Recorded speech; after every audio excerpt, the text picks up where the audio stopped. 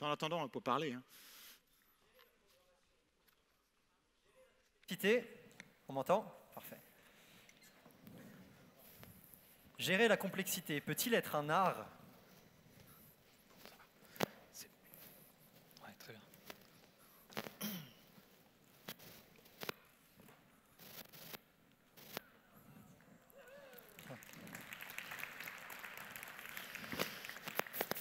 Ça fait 3 mois que je m'entraîne à faire ça.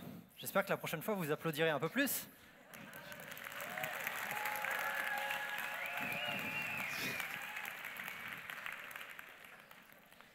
Bonjour à tous. Aujourd'hui, je suis venu vous parler d'une discipline que je pratique maintenant depuis quelques années. Tous les jours, je suis amené à manipuler des objets. Mais détrompez-vous, ce dont je viens vous parler n'a rien de magique. Je viens vous parler de programmation. Alors que les choses soient claires, nous allons voir ici que les bases. Alors pour beaucoup, la programmation, c'est assez mystérieux. Donc je vous propose de démystifier ça ensemble. Comme vous le savez sûrement, la programmation utilise des algorithmes. Un algorithme, c'est une séquence finie et non ambiguë d'instructions. Bon, ça, c'est la définition Wikipédia. Mais un algorithme, c'est simplement plusieurs étapes durant lesquelles on fait quelque chose de précis.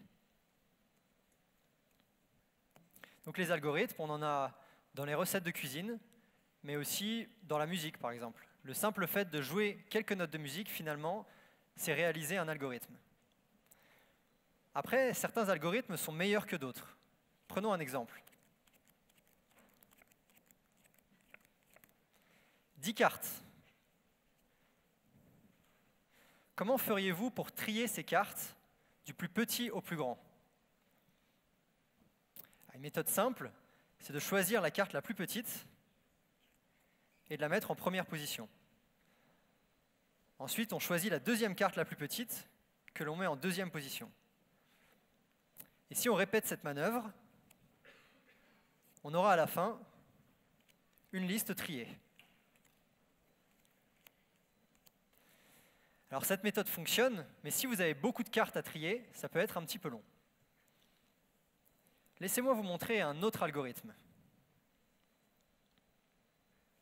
Alors pour être sûr que les cartes sont bien mélangées, je vais mélanger les cartes à l'endroit et à l'envers. J'ai donc des cartes qui sont face en l'air, d'autres qui sont face en bas. L'algorithme que je vous propose consiste en 2 étapes. La première, c'est de retourner une carte. La deuxième, c'est de claquer des doigts. Simple et efficace. Je vous laisse vérifier ce que je raconte.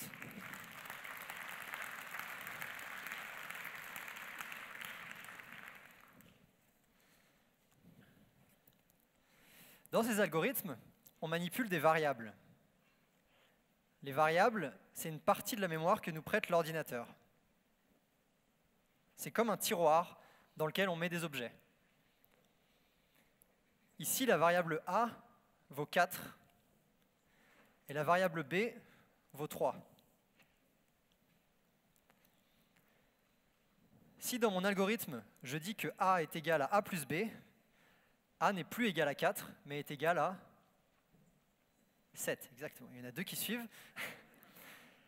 Alors, si on peut vérifier, 1, 2, 3, 4, 5, 6, 7, 8, 9.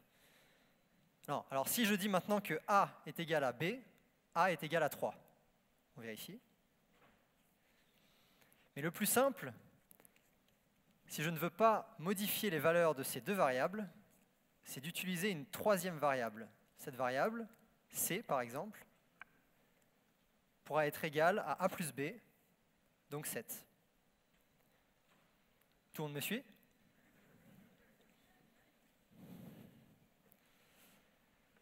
Mais en programmation, il n'y a pas que le résultat qui est important. Il y a aussi le raisonnement qui permet d'arriver au résultat. Prenons un exemple. En fait, en programmation, toutes les opérations sont assez simples. Si on voit bien, parfait. Alors, on a des additions, des divisions, des pourcentages, des multiplications. Mais finalement, la logique qui régit toute la programmation, c'est une logique dite binaire, car elle est représentée par des 0 et des 1.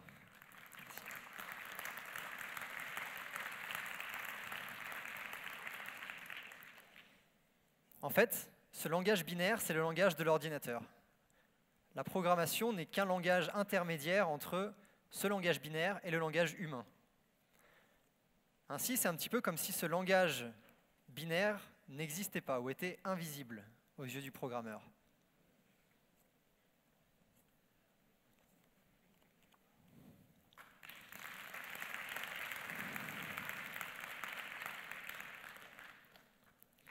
Et maintenant, j'aimerais vous parler d'abstraction.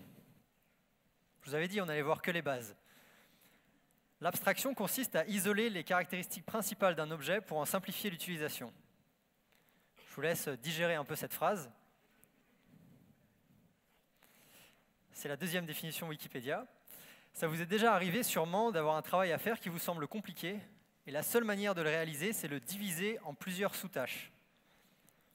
En programmation, c'est ce qu'on appelle l'abstraction. Si je souhaite écrire le programme de mon jeu de cartes ou d'une partie de cartes, je vais utiliser plusieurs sous-tâches comme distribuer, mélanger, étaler. Je transforme donc la partie de cartes en un objet avec des actions bien précises. Et il y a plusieurs types d'objets. Ce jeu de cartes est un objet particulier puisque c'est un objet composé d'autres objets organisés. Appelons ça une collection. C'est important de bien choisir sa collection, surtout de nos jours où il faut beaucoup manipuler de données. Par exemple, si je souhaite récupérer cette carte qui est à l'intérieur de mon jeu de cartes, je peux parcourir toutes les cartes jusqu'à tomber sur la bonne, ou bien, avec une collection mieux adaptée, je peux instantanément récupérer la carte.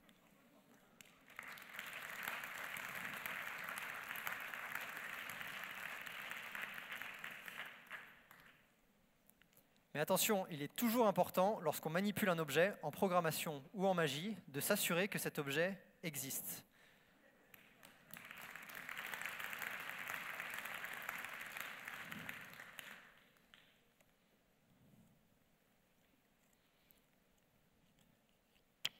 Bill Gates assimile les programmeurs à des artistes. Il dit qu'un bon programmeur, c'est comme un bon artiste peintre. Il connaît son code comme un peintre connaît ses pinceaux. Ça peut vous surprendre, mais en programmation, il y a aussi des critères esthétiques à respecter. Lorsque Erno Rubik créa le Rubik's Cube, il inventa un cube avec toutes les faces de la même couleur. Ce n'est qu'ensuite qu'il réalisa que colorer chacune des faces d'une couleur différente rendait la résolution du casse-tête plus facile et plus rapide. Et bien en programmation, le rendu visuel a aussi son importance pour que le code se comprenne bien. Par exemple, si toutes les instructions étaient situées sur la même ligne de code, ça rendrait le code assez peu compréhensible. C'est un petit peu comme un texte sans paragraphe. Pour que le code se comprenne bien, on espace légèrement les instructions. Mais ce qui rend un code encore plus élégant, c'est de supprimer les instructions qui sont inutiles.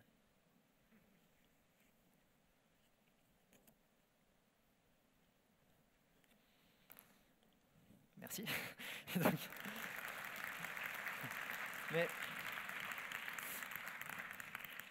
Mais même lorsque l'on supprime un morceau de code, l'avantage, c'est qu'il est très souvent possible de le récupérer.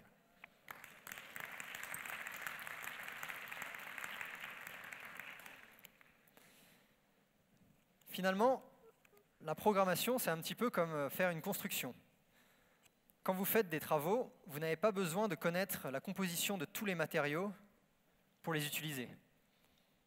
Eh bien, en programmation, on utilise et on construit le code à partir d'autres morceaux de code.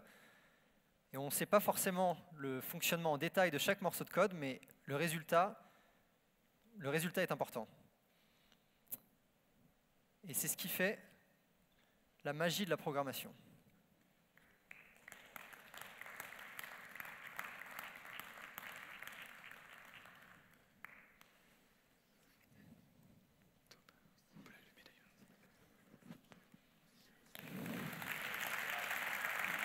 l'allumer ou pas?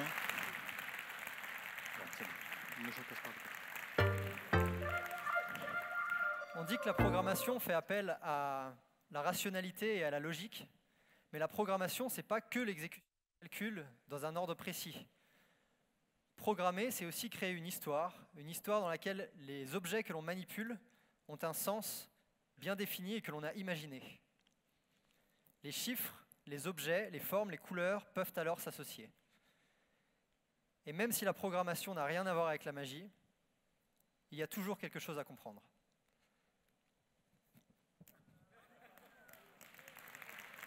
Merci beaucoup. Merci Gaël.